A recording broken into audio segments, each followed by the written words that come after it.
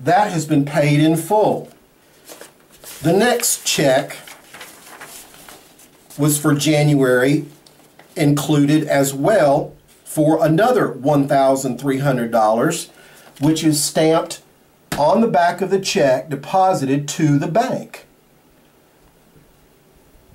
Okay. Now, another check where these payments were in question at the time that Brenda Barnes accepted for payment, which were paid, and yet Brenda Barnes made an illegal foreclosure just the same, even though these were accepted by the bank and paid. Here's the one for February for another $1,300 with the bank stamp on the back of the check. Again, paid in full. Now, Donna has insurance to cover her payments through Brenda Barnes and People's State Bank should she become disabled to make and cover her payments. And this insurance was handled through the bank having full knowledge of the same to Plateau Insurance Company. That Donna has a 1998 white Corvette financed with People's State Bank, the mortgage and the car note, property and automobile payments were current at the time, had been paid to Brenda Barnes and accepted for payment, deposited to the bank, yet Donna's property was taken by force by Brenda Barnes. The car is actually stolen. Witnesses we know actually saw ex-local Town of Grant, Alabama police officer Chuck Van Eaton, who is one of the above mentioned bad neighbors of Donna's, driving this stolen white Corvette. So if anyone out there sees this car out there somewhere, please notify the FBI as to its location. Special Agent Melissa Dunning, as it is a stolen car set into motion by judicial treason by judges of the court. And because local police will do nothing, as the local Town of Grant police and Marshall County, Alabama sheriff's deputies are actually either involved in or are unwittingly being used by Brenda Barnes, and in conjunction, a joint conspiracy with Donna's next-door residents, Chuck Van Eaton and Christopher Allen Duvall, in a conspiracy to run Donna Jo Kirkland off her own lawful property in a massive land grab to unjustly enrich themselves, as Donna owns 21 acres of land located directly on Cathedral Caverns Highway. Brenda Barnes is also a member of the Chamber of Commerce that has an interest in Donna Jo Kirkland's property for herself, granting some of the land to Donna's next-door resident, Christopher Allen Duvall. As Donna Jo Kirkland's evidence clearly shows, these men have already encroached on Donna's land, with Chuck Van Eaton bulldozing a spring and Christopher Duvall destroying Donna's privacy fence that was taken down and stolen, with original actual land survey stakes pulled up and moved for these two men's own purpose to unlawfully acquire portions of Donna's property. Now, the photograph of this is one in evidence that will be presented to the court if necessary. This is Donna's neighbor, Christopher Allen Duvall.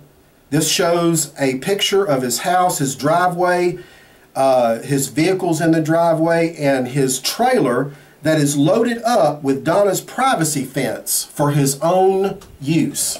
Apparently, he must have sold or disposed of the fence in some way, but the fence was taken, loaded on his trailer, and disappeared. And there's a picture of it right there on his property, on his trailer. Now, this has caused Donna to be, one more. This is also the natural spring that Donna has on her property, and which was bulldozed by Chuck Van Eaton, and you can see the damage of the landscaped rocks and stuff that are all covered back up into and filling the spring and covering it up completely. This is another photograph that will be entered into evidence. and that was done by Chuck Van Eaton, who is a former police officer of Grant. Now, this has caused Donna to be late with her loan payment, simply a month and a half behind, being immediately caught back up, but as the evidence now shows, in Brenda Barnes' mind, translated into a crime. The bank, by and through its executive officer Brenda Barnes, failed to disclose this information to the court, defrauded Donna, the court, police officers, and sheriff deputies, and proceeded with foreclosure on Donna's properties and repossession of the automobile, even after payment had been received and payments were up to date, did execute the foreclosure sale of Donna's property with full knowledge that Donna was up to date, current with payments, that there was no default in the loan, and that Brenda Barnes had not proven before the court lawfully the holders in due course on the instrument in which they were trying to collect.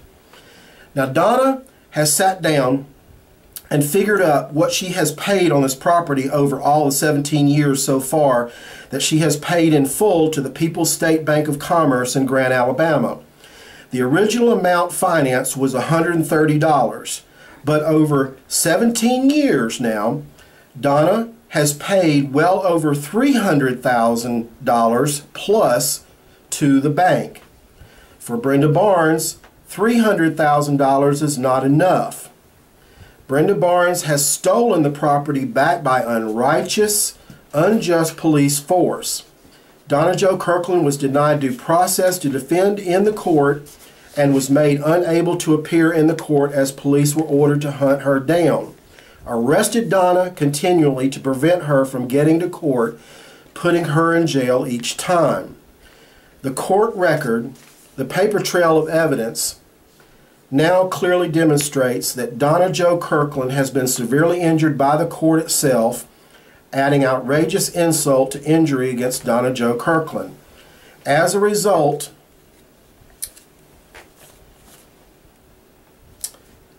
I'm sorry, I'm being corrected here. The original amount I said was $130. I meant to say it was $130,000. Sorry about that.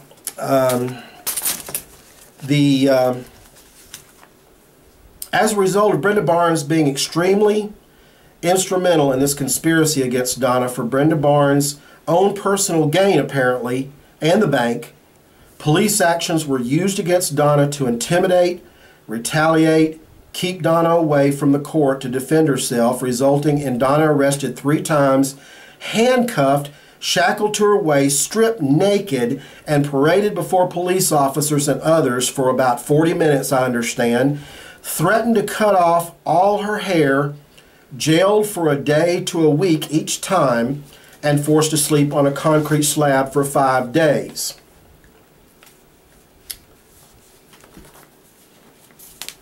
Now, I would like to read it's a local biography that was quoted to the journalist here in a publication called The Communicator. I understand is a local thing that is put out in Grant, Alabama. This is the Communicator January 2010 edition. And it was the title of this is Barnes was one of the first female bank CEOs in the state. I'd like to read all this to you because it's very incriminating and damaging to what our position is here. And this is the article right there. Shows Brenda Barnes' picture up there in the corner of it.